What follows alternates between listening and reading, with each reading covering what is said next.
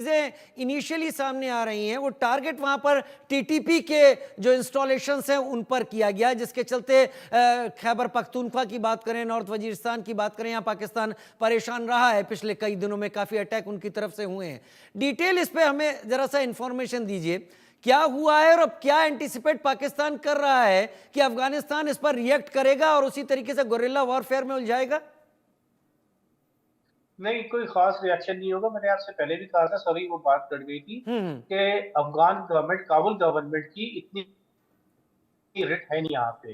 दूसरी बात यह है कि काबुल गवर्नमेंट भी कोई बहुत ज्यादा अफोर्ड नहीं कर सकती पाकिस्तान से, यानी कि डायरेक्ट क्लैश। हम्म। और तीसरी बात है कि उनका कोई फायदा भी नहीं है जो काबुल गवर्नमेंट तालिबान गवर्नमेंट का इस क्लैश में, क्योंकि जो लोग टीटीपी की बात कर रहे हैं वो काबुल गवर्नमेंट को सिर्फ इतना फायदा दे रहे हैं कि जब अमेरिकन गए थे तो उनके पास इतनी स्ट्रेंथ या इतनी कैपेसिटी नहीं थी कि वो सारे इलाकों पे कब्जा कर सकते होते।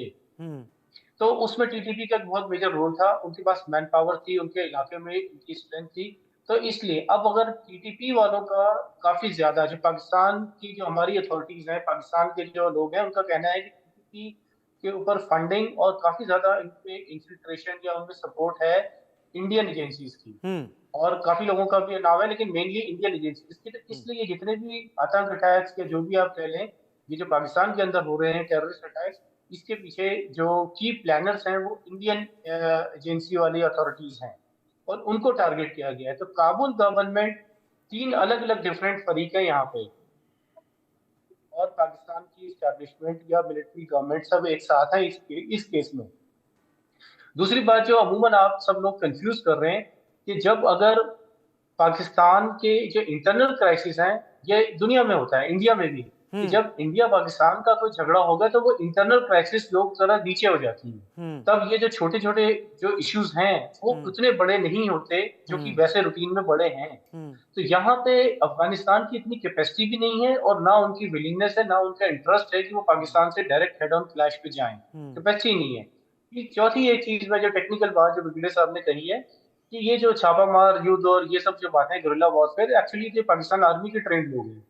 अच्छा। पाकिस्तान आर्मी ने ही इन लोगों को इस ट्रैक पे लेके आए हैं और हम्म। उनको पता है। तो पाकिस्तान आर्मी की अपनी जो स्ट्रेंथ है वो खुद एक किसी हद तक वो रेगुलर आर्मी के साथ साथ एक थोड़ी सी टैक्टिकल आर्मी भी है। और हम्म। इसीलिए, और उसकी वजह क्या है कि स्ट्रेटेजिकली स्पीकिंग, कि पाकिस्तान और इंडिया का शुरू से एक हेड ऑन कुछ ना कुछ रिफ्ट रही है, हम्म। कम या ज्यादा। हम्म।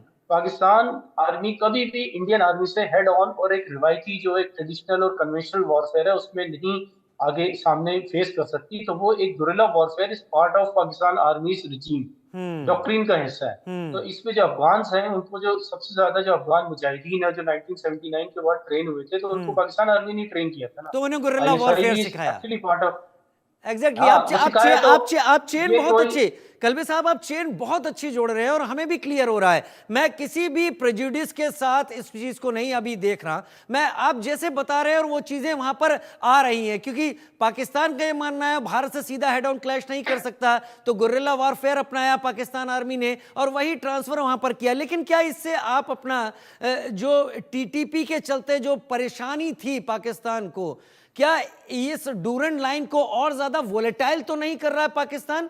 टीटीपी से क्या बैकलैश बहुत तगड़ा तो नहीं मिल सकता है, ऐसा एंटीसिपेशन? ये किसी को नहीं पता। मतलब किसी को कोई भी नहीं कह सकता कि टीटीपी वाले भी कोई छोटे लोग नहीं है, छोटे हम्म। से मतलब फाइटर्स की हैसियत से। हम्म।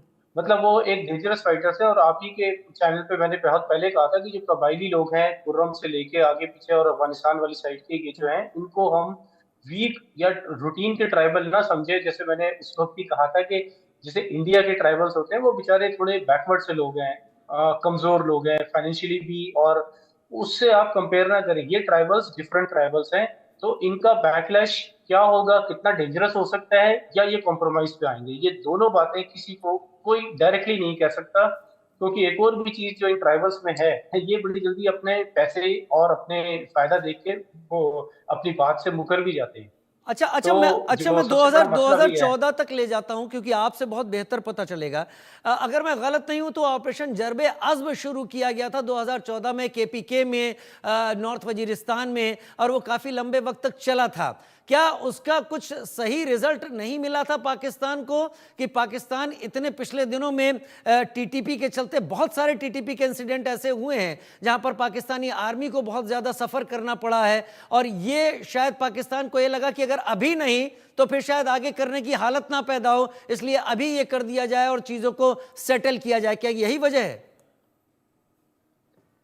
जो टीटीपी या जो फाइटर्स या गुरिल्लास या वो जो लोग बॉर्डर पे ट्रेन हो रहे थे, पाकिस्तान अकेला तो नहीं कर रहा था, सऊदीज का पैसा था और अमेरिकन सीआईए की एक बहुत बड़ी इसमें चेन का हिस्सा थे हम हैं। अभी छोटा है लेकिन पहले भी तो बहुत ही बड़े वाज़ेह क्लियर चेन का हिस्सा थे।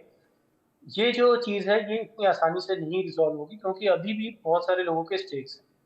और इवन जब अमेरिकन थे तब भी, और जो बात ये आप भी समझते हैं, सारे गेस्ट भी समझते हैं कि कहीं ना कहीं बैक चैनल में हर एक जगह पे कुछ ना कुछ कॉन्टैक्ट्स होते हैं, रहते हैं। मसलन बीएसएफ और रेंजर्स के हमेशा से कॉन्टैक्ट्स रहते हैं। 1 जनवरी को इंडिया और पाकिस्तान दोनों अपनी न्यूक्लियर जो इंस्टॉलेशन है उसकी लिस्ट शेयर करते हैं। तो ये वाले जो कॉन्टैक्ट्स हैं रहते ही हैं। एक बिल्कुल मतलब track two diplomacy type of बात कर रहे हैं आप, जो रहती है। अब इसमें मैं जो ऐड करना चाह रहा हूँ कि इसमें यह है कि अभी तक जो सबसे ज्यादा जो one of the worst year गया है पाकिस्तान आर्मी की कैजुअलिटीज का अगेंस्ट टेररिज्म, ये 2024 है।